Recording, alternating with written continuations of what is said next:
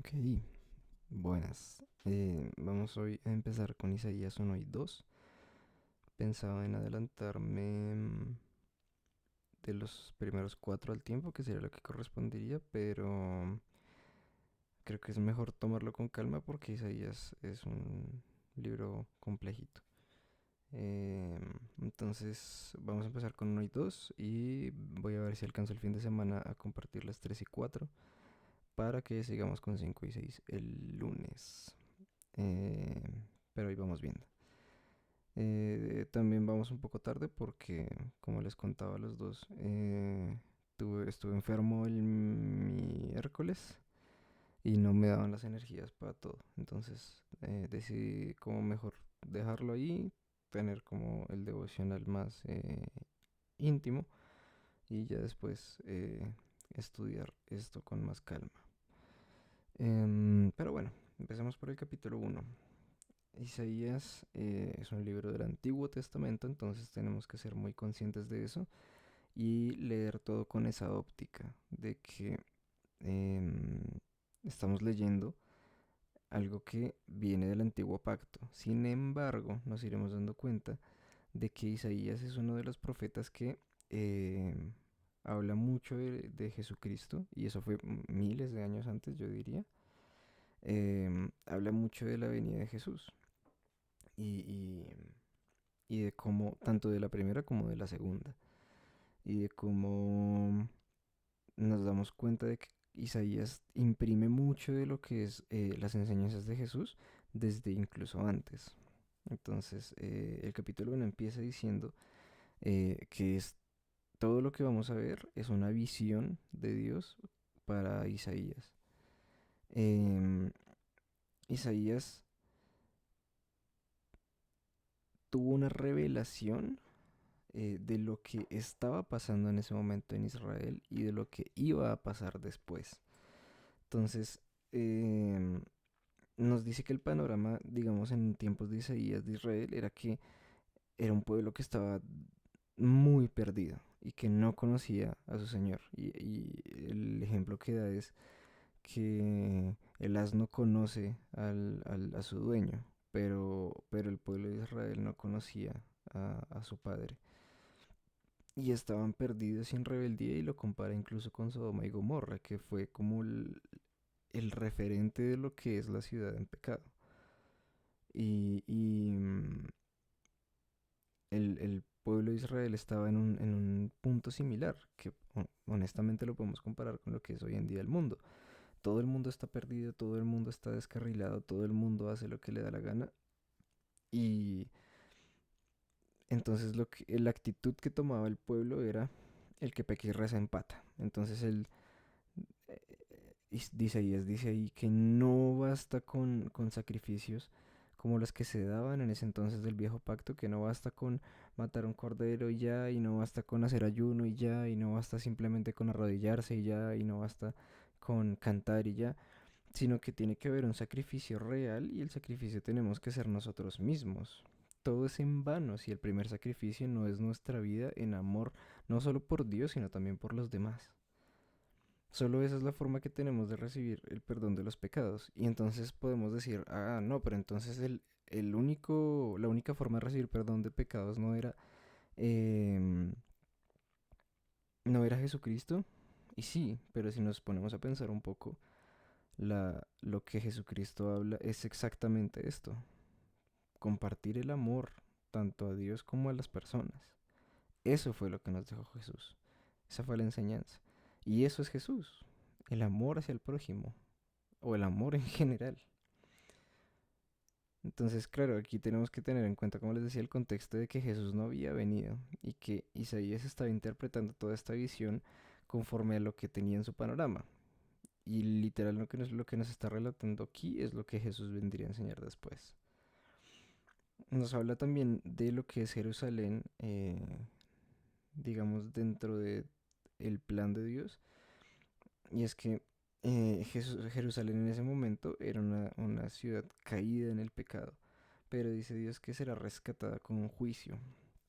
Y esta parte es importante porque dice que será purificada, pero la palabra juicio es fundamental, porque dice que los rebeldes serán quebrantados. Y aquí quiero ir a que la santidad tiene un precio.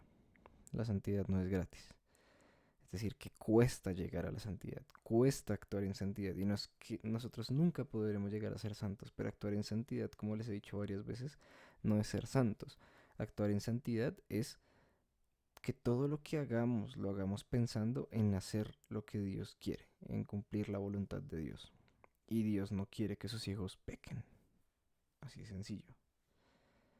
Entonces, cuando yo estoy en rebeldía, me va a doler llegar a esa santidad. Pero se puede llegar, porque resulta que nuestras acciones tienen consecuencias. Y somos perdonados en gracia y en amor, pero no quiere decir que nosotros no tengamos que cubrir nuestras faltas. En el capítulo 2, también sigue hablando un poco del plan de Jerusalén, ya más hacia lo que sería los tiempos postreros, que es lo que dice ahí. Entonces dice que Jerusalén sabemos que es la tierra escogida de parte de Dios para su pueblo, y dice que será el centro del mundo, de que es a donde acudirán todas las personas en busca de sabiduría y en busca de algo diferente, aún después de que las guerras acaben. Entonces imagínense cuándo será eso, porque las guerras hasta ahorita están empezando. Entonces aquí lo que está hablando es de lo que va a pasar en Apocalipsis, cuando todavía no se tenía ni idea de Apocalipsis. No sé si lo saben, pero Apocalipsis lo escribe Juan. Entonces, imagínense desde dónde está todo esto preparado y hasta qué punto la Biblia se conecta una con otra y no se contradice. Y eso es una locura porque esto, como les decía, pasó miles de años antes.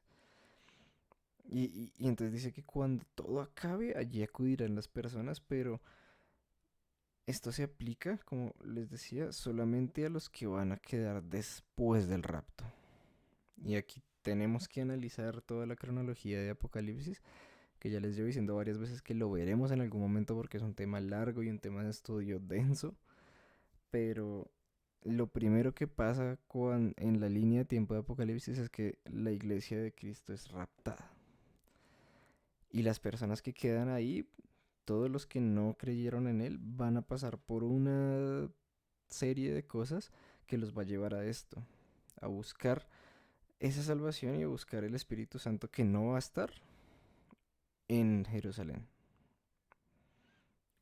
Em, el siguiente punto que quería tocar aquí es que Dios trae juicio sobre la idolatría y me pareció súper interesante. Yo ya les he explicado infinidad de veces que la idolatría es quitarle el primer lugar a Dios, pero aquí habla puntualmente de la idolatría hacia creaciones del ser humano, como lo fue el becerro de oro, como lo son las figuras gigantes de Jesús colgado en una cruz, como lo son los santos puestos en una fotico chiquita en la billetera.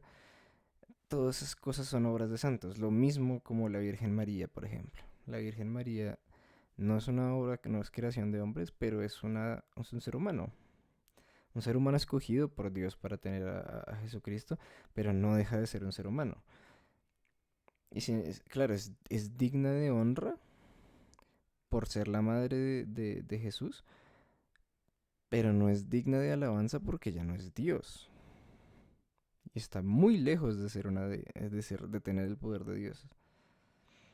Entonces dice que la idolatría o ese tipo de idolatría es un acto de soberbia y que él castigará a los soberbios. Y es un acto de egocentrismo adorar algo que nosotros creamos con nuestras manos, porque nosotros somos creación suya. ¿Cómo podemos creer nosotros que algo que nosotros creemos es superior a lo que nos creó? ¿O cómo podemos nosotros comernos el cuento y ¿cómo se diría eso? Como tapar el sol con dos dedos y hacer como que simplemente le atribuimos cosas a una imagen. Y entonces los voy a poner ya para terminar en la situación de, imagínense que ustedes están tallando a ese Cristo gigante de madera puesto en una iglesia católica. Cuando ustedes terminen de tallarlo, con sus propias manos, se van a alejar y van a decir, uff, ahí está Dios y se van a arrodillar a adorarle, no tiene ningún sentido porque es una creación de nuestras manos. Nosotros sabemos que ahí no está Dios. O no necesariamente tiene que estar ahí. Entonces, eso, para pensar, quedémonos con eso. No, no adoremos cosas hechas por hombres, música, eh, bueno, tantas vainas que fuimos, que nosotros hemos hecho, pero que fuimos creados por alguien para hacer. Entonces no seamos soberbios, no seamos egocentristas y entendamos que realmente todo viene de allá arriba.